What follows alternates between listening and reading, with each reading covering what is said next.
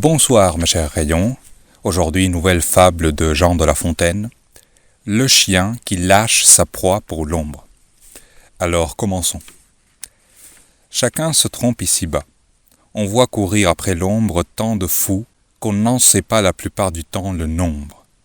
Aux chiens dont parle Ésope, il faut les renvoyer. Ce chien, voyant sa proie en l'eau représentée, la quitta pour l'image et pensa se noyer. La rivière devint tout d'un coup agitée. À toute peine il regagna les bords, et n'eut ni l'ombre ni le corps. C'est une fable assez courte, mais dont le message est assez clair et facile à comprendre. L'homme a tendance à poursuivre plutôt l'ombre que la réalité. Moi, ma façon de le dire, c'est que les gens poursuivent toujours le mirage plutôt que l'oasis. C'est un comportement tellement normal, tellement banal chez l'humain, que c'est la base de tous les business. En gros, tous les grands business, toutes les grandes compagnies utilisent ce biais cognitif, ou je ne sais pas comment l'appeler, mais ce défaut de l'homme pour lui vendre de la merde. Et je vais donner ici quelques exemples. Par exemple, les formations en ligne. Bien sûr, il y en a qui sont intéressantes, il y en a qui sont bien, mais la réalité, c'est que la plupart sont de la merde, en fait. Ce sont de la merde qui n'apportent pas grand-chose et qui vendent surtout un rêve. Ils vendent le rêve de la richesse, ils vendent le rêve de l'indépendance financière.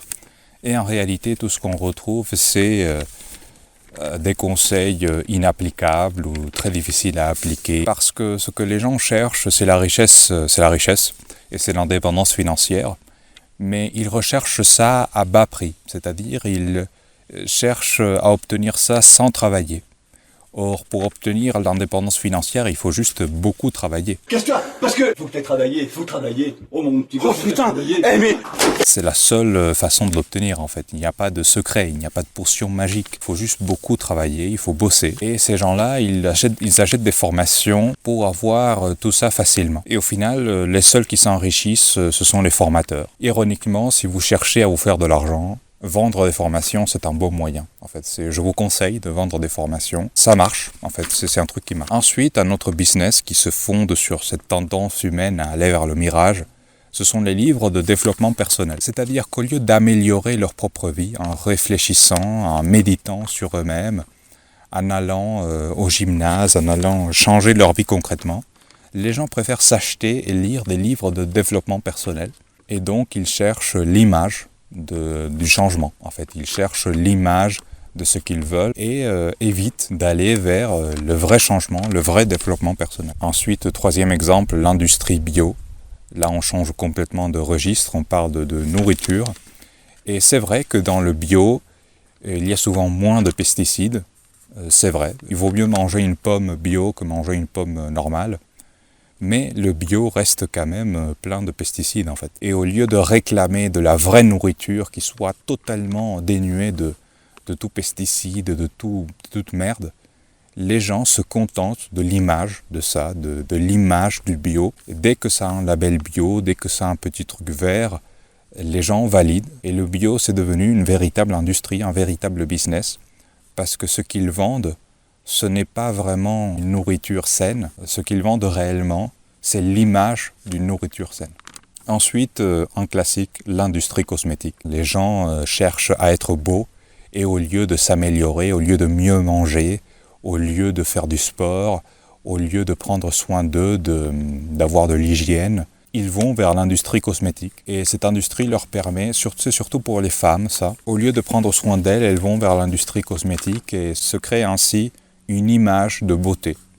Et l'image leur suffit. Et tout le marketing en général est comme ça. Je vais prendre un autre exemple, le Coca-Cola. Aujourd'hui, quand vous voyez les pubs pour le Coca-Cola, on voit des gens heureux. On voit des gens jeunes qui dansent, qui font la fête, qui sont heureux, qui sourient. Ce que vend Coca-Cola maintenant, c'est la fête, c'est la jeunesse. C'est la joie de vivre. Ou plutôt, ils vendent l'image de ça. Et ça marche très bien, évidemment, ça marche parfaitement. Le golem, il voit cette pub et dans son inconscient, qui n'est absolument pas contrôlé, hein, le prolo, le golem n'a aucun contrôle sur soi-même. Et donc son inconscient prend le dessus et lui indique quelque chose de faux, quelque chose qui n'est pas vrai, qui est que le Coca-Cola c'est synonyme de jeunesse et de bonheur, alors que le Coca-Cola c'est souvent synonyme d'obésité. Et bien sûr, tout ça s'applique aussi à la politique, évidemment. Hein, on dit l'ennemi, c'est la gauche, c'est la droite, c'est Macron. Ce sont des images en fait. Ce ne sont que des images de la vraie proie, du vrai ennemi. Et quel est le vrai ennemi, me direz-vous?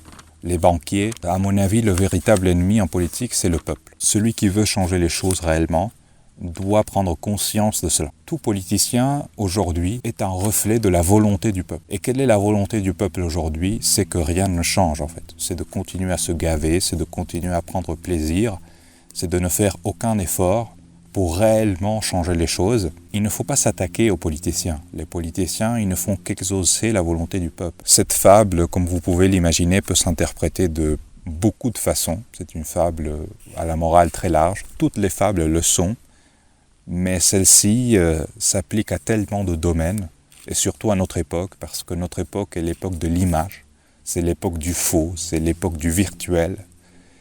Et cette fable, elle est très importante. Moi, j'ai donné quelques exemples sur des business, en politique, mais je vous invite à reprendre cette fable du chien qui lâche sa proie pour l'ombre, à reprendre cette fable et à y réfléchir par vous-même, à propos de sa signification, si dans votre vie vous poursuivez une ombre, c'est important de réfléchir à propos de cela.